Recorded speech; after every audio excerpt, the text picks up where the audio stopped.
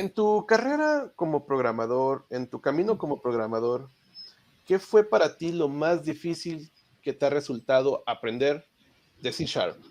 ¿Qué tal? Mi nombre es Héctor de León y este es un nuevo video de la dinámica de ustedes me preguntan, o en este caso va a haber un invitado, por lo cual él me va a ayudar a contestar y aquí se responde. En este video vamos a hablar sobre .NET. Entonces las preguntas van orientadas a .NET y el invitado obviamente tiene un canal de .NET. Se me hizo muy difícil conseguir este invitado, muchos me lo habían ya dicho, trae a esta persona y por fin aquí lo tenemos. El invitado es nada más y nada menos que Felipe Gavilán, del canal Gavilán 2, y es una persona que imparte cursos en Udemy, muy conocido en el ámbito de .NET, y de hecho, yo casi no veo videos de YouTube para aprender algo, pero este canal es de los canales que sí he ido personalmente yo a aprender algo. Así que para mí es un honor tener a Felipe aquí. ¿Qué tal, Felipe? ¿Cómo estamos? ¿Todo bien? ¿Y tú? Todo bien. Acá en México son las 6 de la tarde, allá son las 7, ¿no? Exactamente, sí. Yo espero que la lluvia no nos dañe el juego porque ahorita estaban cayendo unos rayos y bueno, el Ya micrófono sabes, recoge a veces, sí. sí, ya sabemos lo que pasa. Y Sí, primeramente, agradecerte por primera vez que estás aquí. Es para mí un honor que estés aquí. Y sobre todo, muchas personas esperaban de este crossover de dos canales. El tuyo es más .NET que el mío, pero los dos hablamos de .NET generalmente. Obviamente hablamos de otras cosas, pero generalmente .NET. Y bien, sí. ¿qué te parece si comenzamos con las preguntas? Adelante. Bien, pregunta Maco Pepe. Maco Pepe, ¿crees que Blazor sea el futuro de las SPA o Single Page Application en el ambiente de .NET? Bueno, cuando tú dices en el ambiente de .NET, eso me hace pensar que es solamente, el interés solamente va a ser de los que desarrollan en C Sharp. Y a mí, por un lado, no me gusta verlo de esa manera porque quiere decir que Blazor estaría muy limitado a ese ecosistema pequeño que representan las personas de .NET. Ya con eso tú me estás diciendo que una persona que programe, por ejemplo, en Node, en el backend, no va a estar interesado en utilizar Blazor, lo cual es una desventaja, no es algo muy bueno que digamos. Pero puede ser que por un lado sí, en el ambiente de .NET, ya delimitándolo a ese espacio, sea atractivo porque te va a permitir compartir código en backend y frontend. Sin embargo, el tema de Blazor, que ha sido el tema desde un principio, es la carga inicial de la app, sobre todo en Blazor WebAssembly. Sabemos que tenemos dos opciones con Blazor, Blazor WebAssembly y Blazor Server. Con Blazor Server, la aplicación corre en un servidor y se puede utilizar desde ahí. No hay que descargar la aplicación. Es una aplicación web que tú puedes utilizar así como a distancia, remoto, donde tú computador es básicamente como una terminal que se conecta con la aplicación en el servidor. Perfecto. Carga súper rápido, es súper chévere en ese sentido. Sin embargo, la gente típicamente se refiere a Blazor WebAssembly, que es donde tú descargas el código de C Sharp en el navegador para que se ejecute. ¿Qué pasa? Que todos sabemos que .NET es un framework y hay que descargar el .NET para que corra el C Sharp. Y aunque no es el mismo framework que estamos quizás acostumbrados a ver en Windows, tipo .NET Framework 4.8, algo por el estilo, de todos modos tiene su carga y por tanto tiene su lentitud a la hora de la carga inicial. Ahora, ¿qué pasa? Que han habido estudios, sobre todo en el ámbito de e-commerce, en el cual se ha determinado que si una aplicación dura más de 3 segundos para cargar, el 40% de los usuarios se frustra y se va. Eso quiere decir que tú estás perdiendo el 40% de la clientela, podría ser, de la posible clientela, vamos a decir. Eso es un problema, eso significa una pérdida económica, eso significa que tu compañía no va a percibir los ingresos que debió de percibir. Entonces, si Blazor no soluciona ese tipo de problemas de la carga inicial, va a ser definitivamente difícil para ellos competir con React y Angular, que definitivamente pesan mucho menos que Blazor. Así que podría ser el futuro, quizás en aplicaciones de intranet, quizás en aplicaciones de shops de .NET, en donde quizás la velocidad no importe tanto, pero en ámbitos ya más de e-commerce, ese tipo de cosas, puede ser que todavía no sea la mejor opción. Sí, de hecho, hay otra de las cositas, la carga inicial es muy pesada para cuando estás trabajando de la segunda forma con WebAssembly, pero eso también tiene sus ventajas, ¿no? A final de cuentas, como ya lo tienes cargado en local, pues puedes hacer muchísimas cosas offline y eso también es como un pro, pero sí estoy de acuerdo contigo en que competir a nivel comercial va a ser muy difícil si no resuelven este tipo de cosas, porque las personas, pues, al final de cuentas, para ellos es una página, un sitio web, y ellos no Claro. se van a poner a preguntar, oye, ¿por qué tarda? ¿En qué está hecho? No, Ajá. yo lo que quiero es que funcione y yo quiero comprar lo mío. No me importa qué es eso de Angular ni nada por el estilo. Y también está el tema de que había una promesa con AOT, con Ahead of Time Compilation, que se supone que va a ser más rápido. Y sí, me parece que hay una mejora como que de 5 veces la velocidad de ejecución de Blazor en el navegador, pero entonces el AOT hace que la aplicación pese más. Entonces ahora carga más lento. Entonces, ok, es como que un paso hacia adelante en un renglón y un paso hacia atrás en el otro. Entonces, está difícil, honestamente. Está difícil, pero es interesante propuesta, ¿no? O sea, es una propuesta muy, muy original. O sea, hacer frontend con C Sharp y No, está, bastante. o sea, es No, muy, y muy con el original. tiempo, que mejore la infraestructura tecnológica, me refiero en términos de ancho de banda y todo eso, eso de cuál framework pesa más va a dejar de ser importante. Entonces, quizás en 10 años ya no sea tan importante como lo es hoy. Sí, así estoy de acuerdo contigo. Vamos a pasar a la segunda pregunta. Dice José Antonio Carrera. ¿Cuál es el roadmap? Que aquí es curioso, ¿eh? Porque un roadmap yo personalmente creo que es algo muy personal, dependiendo cada característica de cada quien, pero ahorita tú me contestarás. ¿Cuál es el roadmap para convertirte en .NET Full Stack Developer y posteriormente saltar a arquitecto de soluciones con .NET? Bien. Como tú dices, un roadmap tiene una parte personal porque a ti no te interesa saber todo, nadie lo sabe todo de cada tecnología, ni de .NET, ni de Angular, ni de React, ni nada por el estilo. Así que eso por un lado, pero de todos modos vamos a tratar de dar algunas pautas de, digamos, las partes generales que yo diría que casi todo el mundo se puede beneficiar en lo que respecta a un roadmap para llegar a ser full stack .NET developer y después arquitecto de soluciones. Lo primero es separar full stack developer de arquitecto de soluciones. Son dos cosas completamente distintas y vamos a empezar primero por full stack developer. ¿Qué entendemos por full stack developer? Se supone que es una persona que desarrolla tanto front-end, back-end y base de datos como mínimo. Pueden haber más cosas, pueden haber personas que también trabajen mobile y ese tipo de cosas, pero para mantenerlo simple, vamos a decir front-end, back-end y base de datos. Lo primero es el lenguaje. Lo primero es C Sharp. Lo primero es dominar el lenguaje de programación. Sin eso no hay nada. Entonces, eso me lleva también a dar consejos con respecto a cómo programar. Hay que saber tomar requerimientos, mandatos y traducirlos a código de una manera efectiva. Hay que saber hacer aplicaciones mantenibles, flexibles, que sean testeables, que tú puedas emplear una suite de pruebas que te pueda probar tu software de manera automática. Ya luego de eso, vamos a decir que ya sabes tu C Sharp, sabes por lo menos la parte de los algoritmos. El siguiente paso sería una base de datos. Típicamente en el ambiente de .NET utilizamos SQL Server. No quiere decir que no puedes usar otro, pero lo típico es SQL Server, así que me voy a mantener en SQL Server.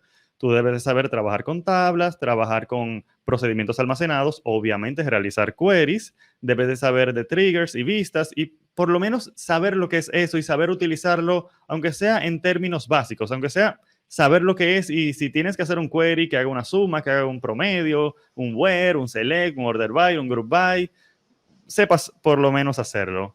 Luego de eso, tienes que llevar esa base de datos a tu aplicación, es decir, utilizarla desde tu aplicación. Para eso yo te recomiendo siempre empezar con Ado.NET porque te va a llevar a conocer los fundamentos de cómo funciona esa capa de acceso a datos de tu aplicación de C Sharp con una base de datos. Ya luego puedes utilizar un micro ORM como Dapper o, si quieres, puedes también utilizar Entity Framework Core. Yo no te recomiendo que uses uno u otro porque son dos herramientas que tienen sus casos de uso que tú puedes utilizar las dos en un mismo proyecto sin ningún problema, pueden convivir. Puede ser que algunos queries, los queries normales, vamos a decirle, los puedes hacer con Entity Framework Core y ya cualquier cosa más avanzada que requiera un store procedure bien largo, bien complejo, tú puedes hacerlo con Dapper sin ningún problema. Así que lo ideal no es escoger una tecnología, sino dominar ambas y saber cuándo te conviene una y cuándo te conviene la otra.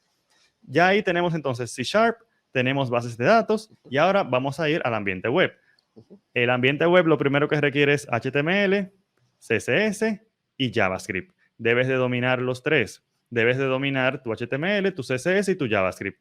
En el camino de JavaScript puedes escoger algún tipo de framework, ya luego de que domines el lenguaje, como React, Angular. No te voy a decir que Blazor, porque como decía Héctor en un principio, cada quien tiene su camino y sus necesidades. Si tú eres una persona que quiere conseguir un trabajo y ganar un buen dinero para ganarse la vida, Blazor quizás no sea la mejor opción ahora, porque no tiene tanta salida, tanta demanda como React y Angular. Entonces, es mejor, yo siempre le aconsejo a la gente que vaya a una página de buscar trabajo de su zona. Si vives en Bogotá, buscas una de Bogotá. Si vives en Ciudad de México, etcétera, etcétera, etcétera, y veas cuál es el más demandado en tu zona geográfica. Para que así, si es React, te guías por React. Si es Angular, te guías por Angular. Entonces, ya luego de eso, vamos a decir que escogiste tu framework de JavaScript. Puedes escoger también uno de CSS como Bootstrap o Material. Realmente da igual, porque no es algo que te va a cerrar una puerta, que no domines uno o el otro. Es algo que se aprende rápido, pero supongamos que Bootstrap, por ejemplo. Ok, entonces tienes Bootstrap, ya tienes HTML y JavaScript y un framework de, por ejemplo, React. Entonces ya tienes el front-end. Tenemos el lenguaje, tenemos la base de datos y tenemos el front-end. Finalmente, falta el backend.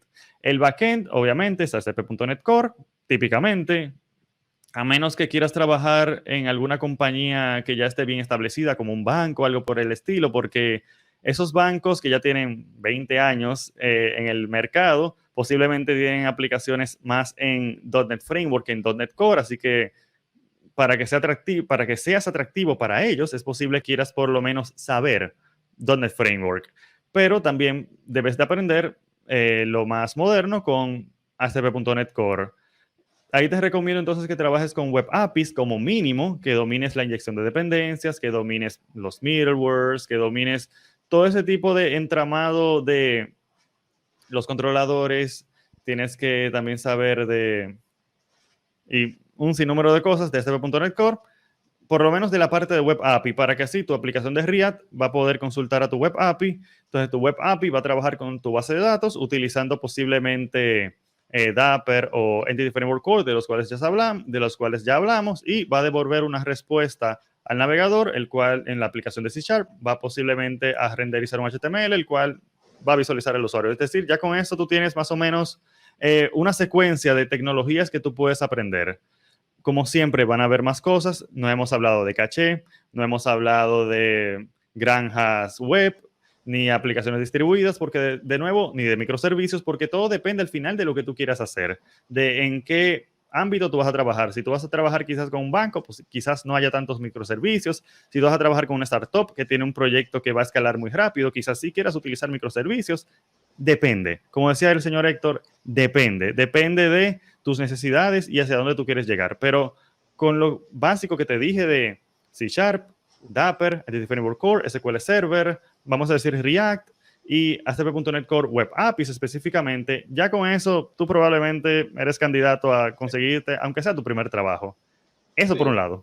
Sí, claro. Por el segundo lado, que ahora vamos con el arquitecto de soluciones. Con respecto a la arquitectura de soluciones, el tema es que eso no tiene tanto que ver con código en sí, sino con implementar soluciones. Un arquitecto de soluciones es una persona que es como una intersección de dos habilidades, que son la tecnología y el conocimiento del negocio.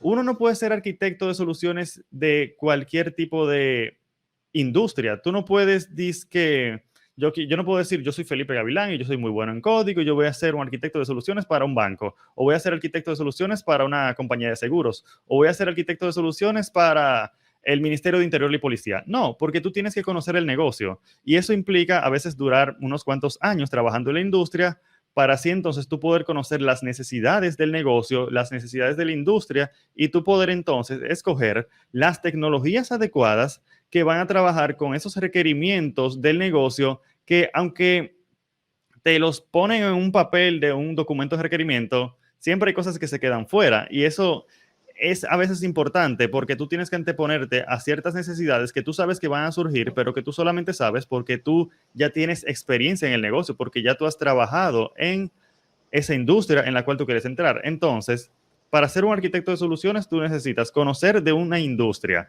póliza de seguros, finanzas, bancas, lo que sea, pero debes de conocer algún tipo de área.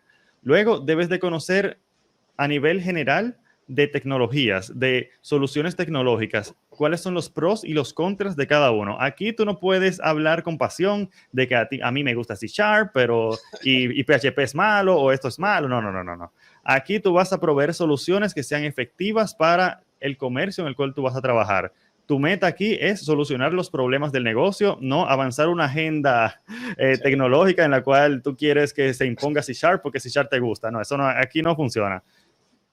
Tú necesitas trabajar con clientes, tú necesitas poder hablar con personas, tú necesitas ser una persona amigable para que tú no inspires miedo en la gente, porque los tecnólogos a veces inspiramos miedo porque manejamos unos conceptos que no son normales para algunas personas. Entonces, tú tienes que ser una persona amigable, con los pies sobre la tierra, que sepa comunicar, digamos, cualquier problema que surja, cualquier situación, para que así puedan llegar a una solución. Entonces, como te decía, por un lado, full stack tiene que ver mucho con código y mucho con tecnología, pero por el otro lado, arquitecto tiene más que ver con soft skills, tiene más que ver con poder traducir requerimientos a una solución de software y poder comunicarte efectivamente con las personas. Sí, de hecho, qué bueno que hablas de esto porque a veces piensan que un arquitecto de soluciones está más enfocado al código y no, realmente está enfocado a entender, analizar y decidir. Entonces, el Claro. punto también es importante la comunicación. Si tú no sabes comunicarte y no sabes absorber las ideas de otras personas y traducirlas y preguntar, estás perdido como arquitecto de soluciones. Y eso sí es cierto también la otra parte, que no necesitas casar, como arquitecto de soluciones no te casas con tecnologías, sabes de tecnologías y eliges tecnologías. Al final de cuentas, ahí tienes un grupo de pasteles y tú decides quiero chocolate, fresa, vainilla, dependiendo de la situación. Y tienes que estar abierto porque al final de cuentas vas a dar una solución y entre la solución sea la más apta, adecuada según tu experiencia, pues es lo mejor. Es por eso que no hay que ser fanático cuando eres arquitecto de soluciones. Y eso sí, yo creo que un arquitecto de soluciones a final de cuentas tiene que tener también nociones de código, pero no al nivel de cuando estás directamente en el código todos los días. Porque al final de cuentas, cuando estás en el código todos los días, pues el código, teníamos C Sharp 7, 8, 9, 10, siguen, las tecnologías siguen actualizándose, teníamos PHP 8, ahorita está 8.1 por salir, o sea, es imposible estar al día en todas partes, pero sí tienes que tener la noción de qué es lo que se hace, cuáles son las deficiencias de cada lenguaje, pero a final de cuentas para eso tenemos expertos programadores y tenemos arquitectos de soluciones. Y bien, Así es. vamos a pasar a la siguiente pregunta, que es de Joseph Cortés. ¿Qué proyectos son posibles realizar en .NET? Wow, no, pues. Es difícil responder esa pregunta porque tú puedes hacer casi de todo con .NET. Tú puedes hacer aplicaciones desktop que van a correr en Windows y Mac. Tú puedes hacer aplicaciones web que van a correr en Linux, Windows y macOS. Tú puedes hacer microservicios porque .NET Core está muy orientado a la velocidad, a ser ligero. Por tanto, en el ambiente de microservicios se puede dar muy bien. Tú tienes gRPC también para poder comunicarte de una manera mucho más veloz que con HTTP entre microservicios en caso de que tú necesites todavía más velocidad. También tú puedes programar juegos con Unity. Tú puedes programar inteligencia artificial. Ellos tienen una librería llamada machinelearning.net. Nunca la he usado, no soy experto en machine learning, pero sé que la tienen. También trabajan con inteligencia artificial, tienen distintos lenguajes. Si tú necesitas un lenguaje funcional, puedes utilizar F Sharp, es decir, tú puedes utilizar C Sharp por un lado, F Sharp por el otro, y se pueden comunicar entre sí, porque sabemos que los lenguajes de .NET compilan al lenguaje intermedio y ahí a ese nivel se pueden comunicar entre sí, así que son interoperables. También puedes utilizar .NET con el Internet de las Cosas. Ellos tienen un framework que se llama Nano Framework, algo por el estilo. Y de nuevo, tú puedes utilizar .NET en muchas, muchas, muchas áreas. Un área donde ahora mismo, pero pronto va a cambiar el año que viene, que no lo puedes utilizar hoy es si quieres hacer una aplicación desktop en Linux, una aplicación con una interfaz gráfica. Pero el año que viene, Blazor posiblemente va a funcionar para desktop, así que y va a correr en Linux en ese caso, así que también vas a poder utilizar .NET en una aplicación desktop de Linux que va a utilizar Blazor. Sí. De hecho, eso es interesante porque parece que es como el brinco de Windows Forms, ¿no?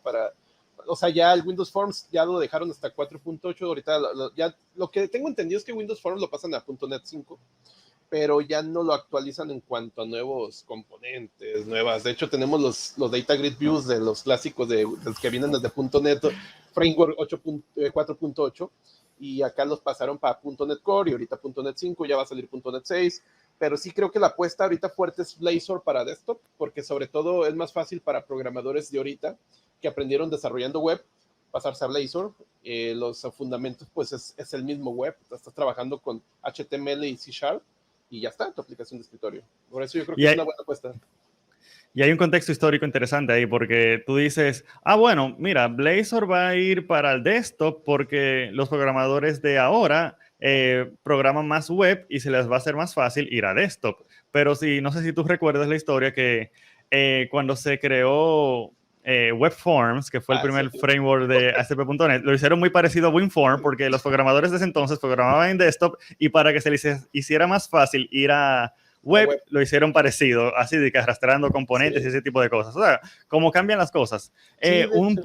Un punto que quería aclarar con eso que tú dijiste de pasar WinForms a .NET 5, no quiero que la gente se haga una idea incorrecta, y es que solamente funciona para Windows. A pesar de que es un componente de .NET Core, o bueno, de .NET 5 y .NET 6 en este caso, no funciona en Mac ni va a funcionar en Linux. O sea, es importante tener eso claro para el que se estaba haciendo ilusiones. Sí, de hecho, porque al final de cuentas utiliza la API de Windows y eso no está allá, no está en Linux. Entonces, lógicamente. Hay trucos, pero no los recomiendo. Hay truquitos que ahí poniéndole unas cositas encima, pero no te recomiendo que hagas eso.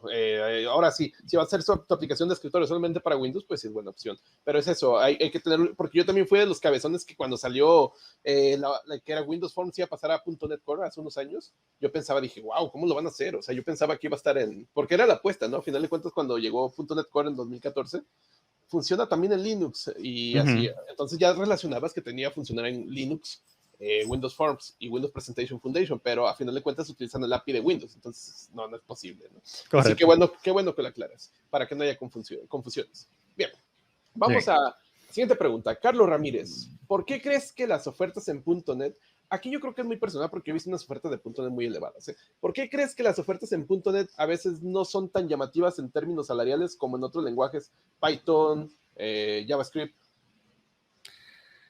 Estos temas económicos suelen ser muy complejos. Rara vez hay una simple respuesta que los responde. Así que, aunque yo voy a dar lo que puede ser un factor, solo va a ser un factor. Pueden haber múltiples factores que expliquen este fenómeno.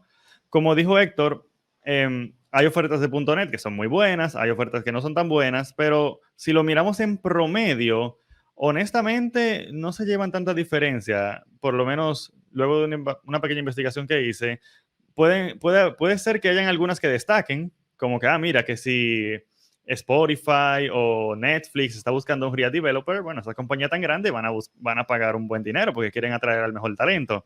Pero con respecto a la explicación de por qué, ya fuera de esos casos de Spotify y Netflix y Airbnb, que también busca React developers, me parece, es un tema de oferta y demanda. ¿Cuántos programadores de C# uno conoce? Muchos. ¿Cuántos programadores de Scala uno conoce? Yo no conozco ninguno.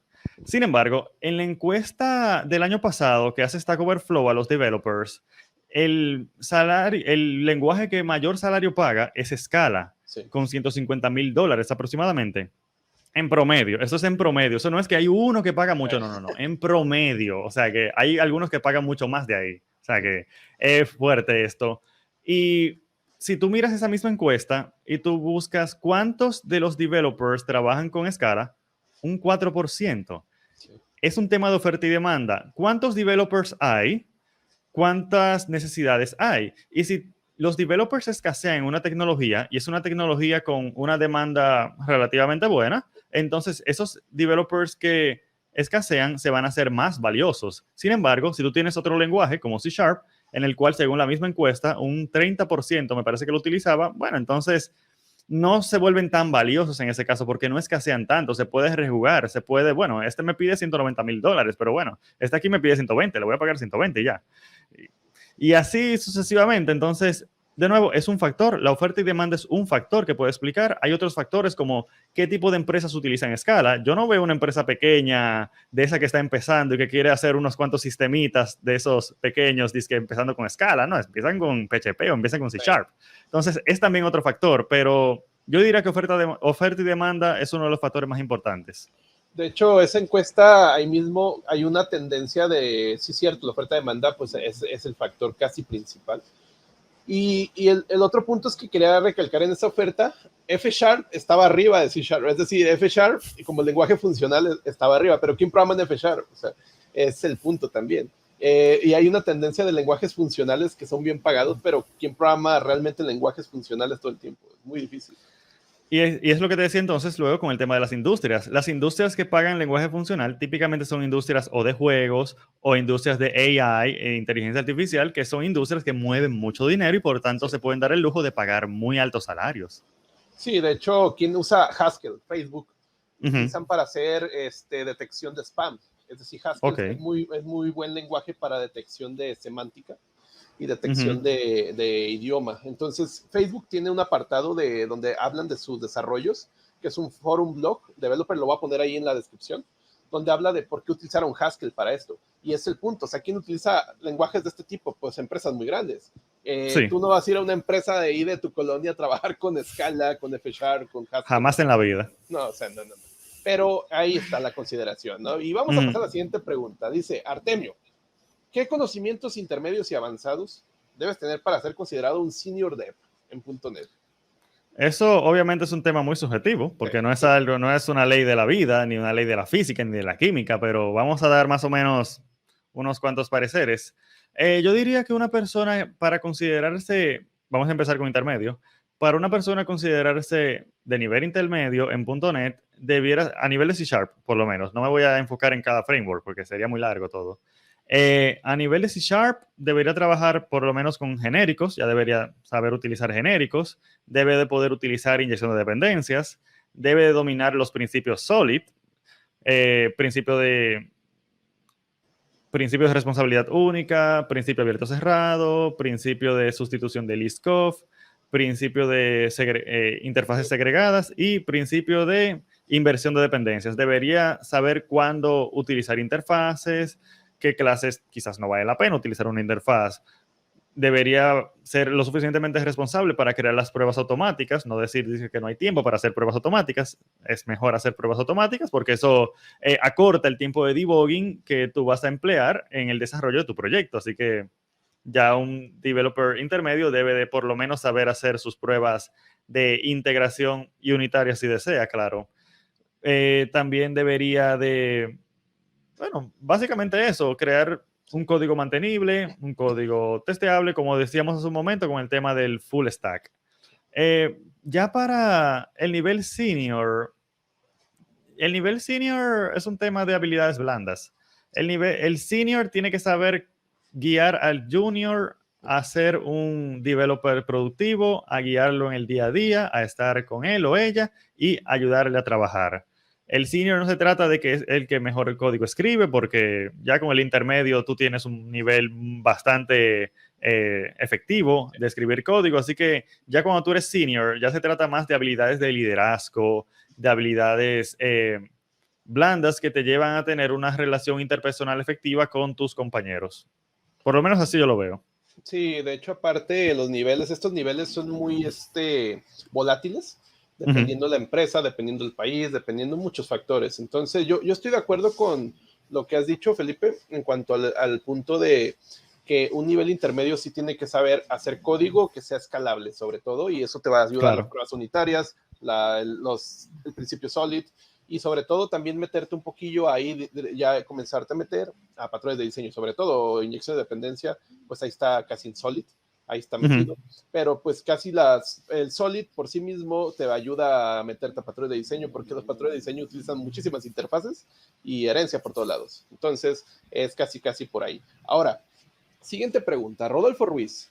Diferencias entre .NET Framework y .NET Core. Bueno, aquí digamos .NET Framework, .NET 5, porque ya el otro se quedó. Sí, exacto. Ya el Core se murió, aunque queda, porque Entity Framework Core sigue siendo Core, ASP.NET Core sigue siendo Core, entonces es un tema que va a confundir a muchos estudiantes por muchos años. Bueno, entonces la diferencia entre vamos a decir .NET Core y .NET Framework es que la primera y la más importante es que .NET Core está orientado a ser multiplataformas, corre en Linux, macOS y Windows, puedes desarrollar en esas tres plataformas, compilar tus aplicaciones de C# sin ningún problema. En el caso de la velocidad, .NET Core, bueno, y claro, .NET Framework, para el que no lo sabe, simplemente corre en Windows. En el tema de la velocidad, se les han hecho muchas... se ha mejorado bastante la velocidad de .NET Core, ahora está compitiendo con frameworks muy rápidos, cada vez que sacan una nueva versión, eso es una mejor y mejor y mejor en velocidad y se hace cada vez más y más y más pequeño, consume cada vez menos memoria porque se le van haciendo mejoras tanto a .NET como al compilador y ese tipo de cosas. .NET Framework se ha quedado en el tiempo de system.web.dll, con esa DLL monolítica de antes, que era bien pesada y sí, tú sabes.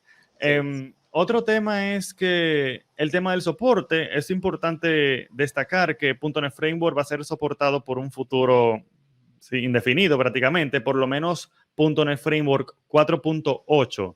No tiene ahora mismo una fecha de fin de soporte, mientras que .NET Core, lo que se está haciendo es que cada año se está tirando una nueva versión. En noviembre de cada año sale una nueva versión y lo hacen alternado. Por ejemplo, este año toca .NET 6, que es un LTS o Long Term Support, lo que quiere decir que le van a dar soporte por 3 años.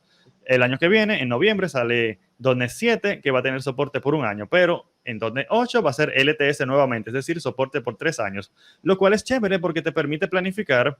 Si tú tienes una empresa grande, típicamente el soporte es muy importante para esas empresas, así que probablemente se van a mantener migrando a los LTS siempre y no necesariamente se van a estar yendo a .NET 7 y .NET 9 y a los números impares de .NET, pero eso por ese lado. Y obviamente para los developers, sobre todo que están empezando, es muy importante el tema de que tú puedes crear aplicaciones web modernas con .NET Core, microservicios .NET Core, Docker .NET Core, todo ese tipo de cosas, Blazor, .NET Core, que aplicaciones en Linux con Electron, que hablamos hace un momento, .NET Core, es decir, todo lo chévere, todo lo brillante, todo lo innovador, .NET Core.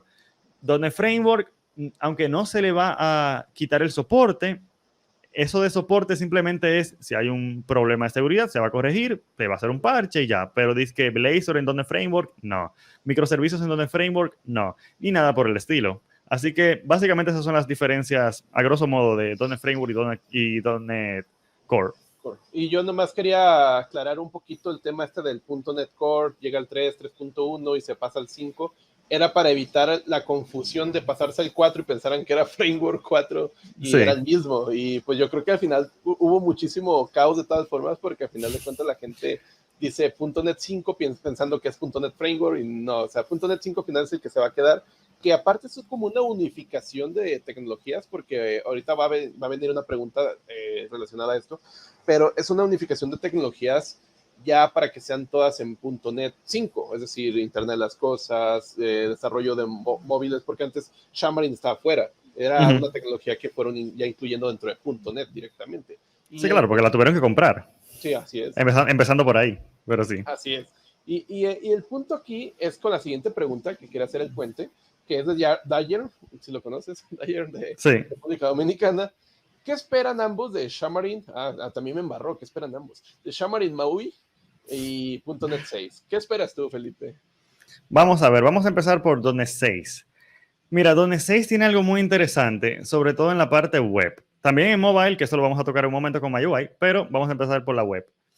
Ellos introdujeron los minimal APIs o APIs mínimos. A mí me gusta llamarle micro APIs, no sé por qué no le llamaron así, era la opción más lógica. Ellos tienen los micro APIs, que son unos APIs que no sé si, bueno, los que ven este video saben de .NET probablemente. En C# para cualquier cosa hay que hacer toda una ceremonia. Hasta para un hola mundo tú tienes que hacer de todo y eso siempre ha sido poco atractivo, y sobre todo, no solamente para la enseñanza, sino para el que está aprendiendo, porque el que está aprendiendo ve todo este código, ve una clase program, una clase startup, que unos controladores, que una vaina, y es como que, y todo este código y todo esto, ¿por qué tanto para algo tan simple? Bueno, ahora con los minimal APIs, tú puedes tener un web API con solo 4 líneas de código de C#. 4 líneas de código y ya tú tienes un web API ejecutándose, lo cual es fantástico porque tú a veces ves, a mí me daba envidia como yo veía tutoriales de Node.js que en un solo archivo de JavaScript tú tenías todo un web API corriendo y tú podías simplemente jugar con él, pero en C# era toda una ceremonia, todo un proceso para hacer lo más mínimo y bueno, hicieron una mejora por ese lado, lo cual yo pienso que puede ser más atractivo para los principiantes empezar a aprender con ASP.NET Core, porque al tú ver un API mínimo de esos, tú vas a ver que es más amigable, es más sencillo ponerte a jugar con él y yo creo que eso va a invitar a mucha gente a que intente utilizar ASP.NET Core. Con el tema de MyUI, MyUI ofrece una cuestión muy interesante y es con el tema de compartir código. Ciertamente, ¿qué espero de MyUI? Bueno, espero de MyUI que tenga mínimo la misma popularidad de Xamarin Forms. Claro, porque MyUI va a sustituir Xamarin Forms y por tanto los que trabajaban con Forms van a pasarse probablemente, eventualmente, a MyUI. Eso por un lado. Por el otro lado, se supone que van a mejorar la experiencia de desarrollo, van a agregar que sí, hot reload y esto y aquello, y en fin, un conjunto de cosas que van a ayudar a que el developer se sienta más a gusto programando en MyUI. También es el tema de compartir código. En el tema de compartir código, para los que no lo saben, MyUI va a permitir utilizar Blazor, o sea que ese framework que nos permite crear aplicaciones web interactivas con C# que funciona para la web, como acabamos de decir, también va a funcionar como aplicaciones híbridas para celulares iOS, Android y probablemente, me parece que sí, va a correr también en macOS y Windows, lo que quiere decir que tú con tu código web, tu simple código web, tú vas a poder tener aplicaciones web, pero también aplicaciones móviles y aplicaciones desktop, lo cual es muy útil, sobre todo cuando tú tienes aplicaciones que son más o menos sencillas, pero que realmente te conviene, te interesa poder compartir código, maximizar el código compartido para poder, como dicen, con un solo código, dominarlos a todos. Y de hecho, yo solamente quiero agregar, porque has hecho un resumen enorme, sobre todo esta nueva tecnología que migra a Xamarin. Xamarin ya venía una migración de Zero Xamarin, que tenías tu proyecto junto con otro de Android y otro de iOS. Después teníamos Xamarin.forms y ahorita ya con MyUI. Lo que viene a ser también es una facilidad porque también si te metes al código fuente, ahí tú puedes meterte al código fuente del GitHub y puedes ver que ya hay unos proyectos ahí intermedios sobre también poder hacer aplicaciones para televisores. Y eso también es interesante porque parece que quieren abarcar muchas más cosas que solamente los dispositivos comunes que utilizamos. Y sobre todo que los televisores poco a poco son más inteligentes. Entonces se están convirtiendo en dispositivos que van a necesitar más desarrolladores y muchos desarrolladores pues van a empezar a trabajar para este tipo de aplicaciones. Ahora, yo que lo que espero, yo creo que va a ser más fácil de trabajar con estas tecnologías, que para muchos de repente les daba miedito meterse a Xamarin, porque se metían y veían de repente 3 proyectos y decían, diablos, ¿a cuál le muevo? Y desde ahí ya tenían como que cierto miedito y según eso, con MyUI va a venir ya a ser un proyecto, con unos clicitos vas a poder mandarle a la plataforma que tú desees, iOS, Android, etcétera. Yo todavía no me he puesto a moverle, ya me bajé el Visual Studio 2022, pero he movido poco a poco a lo que es prácticamente los proyectos web. No me he puesto a mover nada de mobile, pero próximamente me voy a meter. Nomás lo que sé, MyUI es lo que salió hace unos años, hace como este año, al principio de este año, en el blog de Microsoft de Developers, de lo que iban saliendo, pero no, realmente no me he puesto a programar nada, ya veremos qué pasa con esto, pero a fin de cuentas es C#, entonces, si usted sabe C#, no se le va a complicar mucho. Y vamos a la pregunta secreta. Esta pregunta Felipe no sabía, no tiene ni idea qué es. ¿Qué será? Es una ¿Qué será? Está fácil. En tu carrera como programador, en tu camino como programador, ¿qué fue para ti lo más difícil que te ha resultado aprender de C#? Yo recuerdo que yo me frustré cuando yo estaba intentando entender iQueryable. No sé por qué no es... O sea, ahora que yo sé, yo voy a decir que es algo fácil, pero en ese momento, cuando yo estaba intentando, quizás yo no dominaba bien qué era una interfaz, quizás yo no sabía para qué servía iQueryable, que se supone que era para, su nombre lo dice, para hacer queries, con LINQ, a ciertas, ya sea con Entity Framework para base de datos o para objetos en memoria, ese tipo de cosas. Pero realmente entender cómo usar iQueryable se me hizo súper difícil. No sé, porque ya luego de unos años yo lo vi y yo dije, pero esto es simple. Pero son esas cosas que uno como que con el tiempo, como que vamos a decir que uno va madurando, va entendiendo más cosas y luego ya cuando ve algo anterior que se te hace difícil, tú lo relacionas con algo que ya tú dominas y se te hace un poquito más fácil. Sí. Así que supongo que ahí la perseverancia ayuda, pero sí, en su momento recuerdo que fue frustrante porque no entendía nada de cómo funcionaba eso.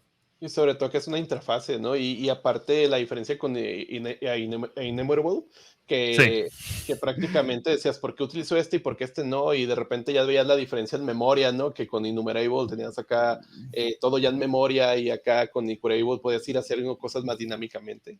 exactamente. Y Sí. eso, esa es la diferencia de repente que muchos a veces no notan y a veces es parte de por qué se hacen desastres con Entity Framework o con algún ORM, porque no entienden a veces las diferencias. Sí, porque quieren hacer un to-list de principio y luego hacer el filtro, en vez de hacer Ajá. el filtro en el iQueryable para luego al final hacer la ejecución del query. Sí, realmente, definitivamente hay muchas personas que eso lo ha mordido, por decirlo Sí. de algún modo. Y es eso de no entender la esencia de las cosas, trae un Ujú. caos y de repente no tener un buen senior ahí que te esté ayudando, ¿no? A final de cuentas. Sí, porque en Y, ese momento yo estaba era aprendiendo a programar, o sea, yo ujú, estaba, esos son los 2000, año 2010 quizás, 2009, 2010, no había tantos tutoriales como ahora. sí. Antes era con un libro, un PDF que tú conseguiste por ahí, No, y con eso tú más o menos te la buscabas. y aparte, si tú también, yo sé que tu trayectoria es larga y tú entonces en ese entonces nosotros ya veníamos con .NET conociéndolo de una forma que era utilizando SQL Commands, de repente nos ponen los datasets y de repente sale Sí. Entity Framework y tú, ¿por qué tengo que aprender ahora Entity Framework? ¿No? O sea, era Mm, como que nomás salían las cosas, pero no había como lo que está ahorita que la información está por todos lados. En aquel entonces salía Entity ujú, Framework y tú de hecho, conseguía yo unos libros así de Microsoft de cada claro. versión y ahí solamente leías, pero no podías comentar, no podías preguntar, era un libro. Y eso yo creo que ahorita es más fácil entender por qué salen las cosas y por qué migrar a ciertas cosas o por qué no migrar, porque hay opiniones, hay experiencias ahí en la web y eso no lo teníamos antes, era muy difícil. No, claro, y la comunidad entonces te ayuda, porque rápidamente tú puedes ver a un junior, digamos, con un problema y decirle, no, mira, pero eso es así. Y por lo menos ese empujoncito inicial, no es que tú necesitas necesariamente que te dé una clase, una mentoría, pero a veces ese empujón en la dirección correcta te puede ayudar y ahorrarte muchas horas de frustración realmente. Y de hecho es lo que haces tú con tu canal a final de cuentas y eso ayuda a bastantes personas. Y yo Mm. solamente quiero agradecerte porque has venido aquí. Quiero decirle a las personas que están viendo este video, agradecerles también a ustedes y todos los cursos de Felipe, todas las redes de Felipe y sobre todo el canal de Felipe está en la descripción de este video. Así que ir para allá y sobre todo suscribirse. Tienen muchísimos cursos de .NET en Udemy y hay unos muy actualizados, de hecho están actualizados yo de hecho creo que eres de las personas que hacen los cursos más rápido en .NET de habla hispana, y creo que también tienes curso en inglés, ¿no? Sí, para los que saben inglés o quieren practicar inglés, tenemos curso en inglés y tenemos curso en español. Y pues ahí está, ir para allá. Y pues agradecerte, muchas gracias Felipe por haber venido aquí. Gracias a ti por la invitación. Nos vemos, adiós.